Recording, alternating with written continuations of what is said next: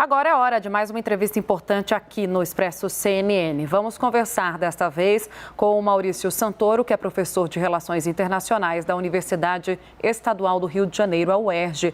Boa noite, professor. Obrigada pela presença. Boa noite, Tainá. Vai. Professor, tivemos várias questões hoje para serem analisadas aqui na nossa entrevista. A questão da Assembleia Geral da ONU, o Conselho da ONU também chamado para uma outra reunião, o resultado, ou melhor, o não resultado do encontro, do primeiro encontro entre as delegações da Rússia e da Ucrânia. O que a gente deve esperar dos próximos dias? Para onde olhar? Bom, primeiro nós vamos ter essa votação na Assembleia Geral da ONU, que tem o valor de uma recomendação, ela não tem um valor jurídico vinculante, como de um tratado internacional, mas ela é importante politicamente, simbolicamente, porque ela vai ser um termômetro do nível de isolamento internacional da Rússia. Então, para a gente ter uma comparação, na votação do Conselho de Segurança, alguns dias atrás, o único voto favorável à Rússia veio da própria Rússia. Na Assembleia Geral, ela deve ter alguns outros votos, além disso, de Belarus, de alguns governos latino-americanos muito próximos a Putin, como o da Venezuela, Nicarágua, mas provavelmente um nível muito acentuado de isolamento. O segundo fato para se acompanhar é o efeito das novas sanções econômicas na Rússia, em particular essa restrição ao Banco Central russo poder acessar as suas reservas, como foi muito bem explicado pelo Nakagawa. O efeito disso no curto prazo é algo muito próximo ao colapso financeiro na Rússia. Hoje nós tivemos uma corrida bancária no país, os cidadãos russos indo até os seus bancos tentando sacar dinheiro para se precaver contra uma eventual falência bancária, de fechamento das instituições, uma queda brutal no valor do rublo, está numa baixa histórica agora, e provavelmente os efeitos dessas sanções serão inflação muito alta, num momento que já é bastante complicado para a Rússia por causa da pandemia e agora da guerra também. Isso pode se traduzir com muita facilidade no aumento dos protestos contra o governo Putin, e já no fim de semana nós vimos manifestações expressivas nas grandes cidades russas contra a guerra. Então é uma semana muito importante, com muitos fatos para serem observados, além, claro, do próprio desenrolar da guerra, em particular se os ucranianos vão conseguir deter a ofensiva russa em frente a Kiev, ou se a capital ucraniana vai ser conquistada pelos russos. Vou chamar Caio Junqueira, nosso analista de política, também, para te fazer uma pergunta, professor. Caio. Professor, boa noite. Haverá uma nova ordem mundial após a guerra da Ucrânia? Boa noite, Caio. Olha, essa é uma pergunta que muitos de nós que trabalhamos como relações internacionais estamos nos fazendo nos últimos dias.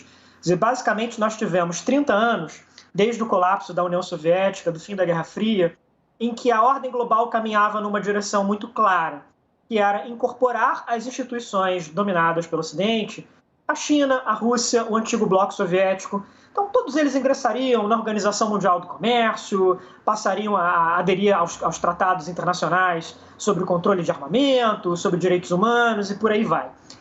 Essa aposta já vinha em crise há alguns anos, diante de uma China e de uma Rússia mais críticas ao Ocidente, contestando com mais força as decisões dos Estados Unidos e da União Europeia. E depois que a Rússia invadiu a Ucrânia, acho que a gente pode dizer que esse grande projeto geopolítico acabou, né? Essa incorporação desses dois grandes países entrou num momento de crise muito profunda, e o que nós estamos vendo agora é o surgimento de algum outro grande arranjo que está muito simbolizado pelas guinadas de política de defesa na Europa. A Alemanha anunciando seus maiores investimentos militares desde o fim da Segunda Guerra Mundial, a Suécia e a Finlândia rompendo com décadas de neutralidade e anunciando seu desejo de aderir à OTAN, e até no campo financeiro, a Suíça também, abrindo mão de uma neutralidade ainda mais antiga para impor sanções contra a Rússia. Então é um momento de muitas transformações. Posso pegar daí, professor? Eu ia entrar nesse assunto, neutralidade, uma palavra que agora, com esse assunto sendo amplamente discutido, entrou no vocabulário de todo mundo. O que na prática significa é quando uma nação deixa de ter esse posicionamento neutro para, aliás, um posicionamento neutro não, né? Deixa de não se posicionar para sim se posicionar em razão de algum país, no caso, a favor da Ucrânia com sanções à Rússia, foi o que fez a Suíça? Exatamente. Quer dizer, neste contexto da guerra, uma posição neutra seria um país se recusar a condenar a atitude russa, mas também se recusar a apoiar. A China e a Índia, em alguma medida, estão com essa posição. Foi assim que elas atuaram, por exemplo, no Conselho de Segurança da ONU, elas se abstiveram de votar. Embora a China esteja ajudando a Rússia economicamente e tenha feito também declarações dizendo que devem ser respeitadas as fronteiras da Ucrânia, a integridade territorial do país. Quer dizer, é um jogo político muito complexo. Apesar da China ser um país muito próximo à Rússia, ela tem evitado um apoio político explícito, mas também tem procurado, né, de alguma maneira, impedir uma condenação grande da Rússia, tem criticado muito também os Estados Unidos. Quer dizer, é uma movimentação muito ambígua, muito contraditória, e não é claro de modo algum se a China vai conseguir manter isso por muito tempo. Agora, professor, explica a diferença de posicionamento dessas, embora as duas possam até estar indicando um posicionamento de neutralidade. A China e a Índia fazem isso por questões e razões diferenciadas, né? Quais são elas? Bom, no caso da China, há uma aliança muito forte com a Rússia, que foi descrita há alguns dias atrás pelos presidentes Putin e Xi Jinping como uma amizade sem limites. Bom, na realidade, o que a guerra tem mostrado é que há, sim, limites e restrições a essa amizade. A China não está disposta a ir até o último momento, até o último ponto de terreno em defesa da Rússia. Entre outras razões, porque fomentar o separatismo na Ucrânia, como os russos têm fazendo, é um precedente muito perigoso para crises que os próprios chineses enfrentam em Taiwan, em Hong Kong ou na região de Xinjiang. Então, são temas muito delicados para a China. No caso indiano, há uma relação diplomática, política e militar da Índia com a China, da Índia com a Rússia, muito antiga, que vem desde a independência indiana, de países muito próximos, e de uma Índia que tradicionalmente olhou para a Rússia como um apoio para se contrapor a uma influência dos Estados Unidos e da Europa. Então, essa aliança tem um peso, os indianos não vão abrir mão dela da noite para o dia, mesmo numa situação tão dramática como a crise atual. Mas é interessante observar essas gradações e ver que o número de países que realmente tem se posicionado a favor da Rússia é muito pequeno. E mesmo se a gente olhar a questão dos grupos políticos, dos partidos, dos movimentos, na Europa e na União Europeia e nos Estados Unidos, mesmo aqueles políticos que tinham um discurso mais simpático ao Putin, que tinham um discurso mais pró-Rússia, mudaram de posição na última semana. Depois da invasão, a partir do momento em que a guerra começou, nós temos algo agora muito próximo a um consenso generalizado na Europa e nos Estados Unidos com relação ao apoio à Ucrânia. E no caso europeu, com enormes manifestações de rua, de centenas de milhares de pessoas, como nós vimos nos fins de semana na Alemanha, na Holanda, na Estônia, em vários outros países. Isso. Caio Junqueira. Professor, eu queria uma avaliação sua sobre essa retomada dos investimentos militares por parte da Alemanha, qual o significado histórico disso e se a Alemanha caminha aí para entrar neste debate que tanto ali a incomoda, né, pelas questões históricas todas. Caio, é uma excelente pergunta e talvez o fato mais importante dos últimos dias, se a gente olhar ao longo prazo, né, pensar o futuro, seja essa mudança na política de defesa da Alemanha.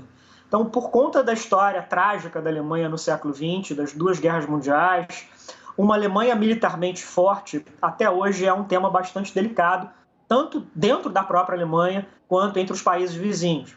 Como é que os alemães, de alguma maneira, resolveram esse dilema? Colocando a sua política de segurança como parte de uma grande aliança multilateral, da OTAN. Então, a Alemanha não faz nada sozinha. Tudo depende dessas reuniões, do consenso negociado dentro da OTAN. Ainda assim, a Alemanha tem um poder militar muito abaixo do que ela seria capaz em função do seu altíssimo potencial econômico, científico, tecnológico. Curiosamente, ao longo do governo Trump, essa era uma questão que era colocada. Quer dizer, o Trump tinha pressionado muito os alemães e outros países europeus para que eles aumentassem as suas contribuições financeiras para a OTAN. E os europeus sempre muito cautelosos, não é necessário. Isso agora mudou. A gente está vendo que os países europeus vão investir muito mais em defesa, vão estar muito mais preocupados com a Rússia ou com outras ameaças e provavelmente a OTAN também será ampliada, vai acabar incorporando mais países.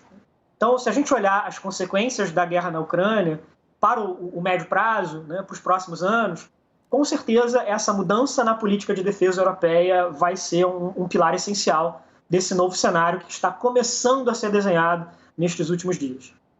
Professor, primeira reunião, primeira tentativa de diálogo entre a Rússia e a Ucrânia não deu certo, não teve acordo. Ficou para um segundo encontro, uma tentativa de se achar um caminho para solucionar ou pelo menos minimizar o conflito que a gente presencia hoje, evitar que ele se expanda, se torne ainda maior. O presidente Zelensky deu uma declaração agora recentemente nas redes sociais falando... Opa, Caio está com o microfone aberto. Mas seguimos daqui, falando o Zelensky, que vai avaliar o que está sendo proposto, o que foi discutido hoje nesta reunião, sem entrar muito em detalhes, mas fato é, professor, que a Rússia também precisa propor algo, já que é o poder maior. É factível, isso pode acontecer neste momento? É improvável que haja um acordo fácil, simples e rápido.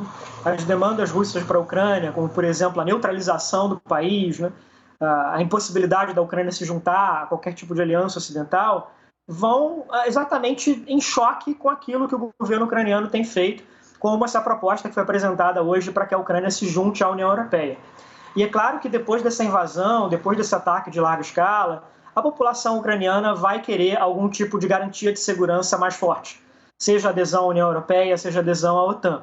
Mas é interessante tanto para os ucranianos quanto para os russos se engajarem nesse tipo de negociação, entre outras razões porque eles precisam ganhar tempo. Os ucranianos precisam de tempo para receber as armas que estão sendo enviadas de vários países europeus e dos Estados Unidos, e os russos precisam de tempo para organizar melhor a logística dos seus ataques, porque eles estão enfrentando uma série de reveses, uma série de obstáculos, particularmente no norte da Ucrânia, na ofensiva rumo à capital, Kiev. Caio Junqueira, você faz a última pergunta. É correto, professor, a gente apostar que esse reforço militar por parte do Ocidente para a Ucrânia dará condições para que a Ucrânia ganhe a guerra contra a Rússia?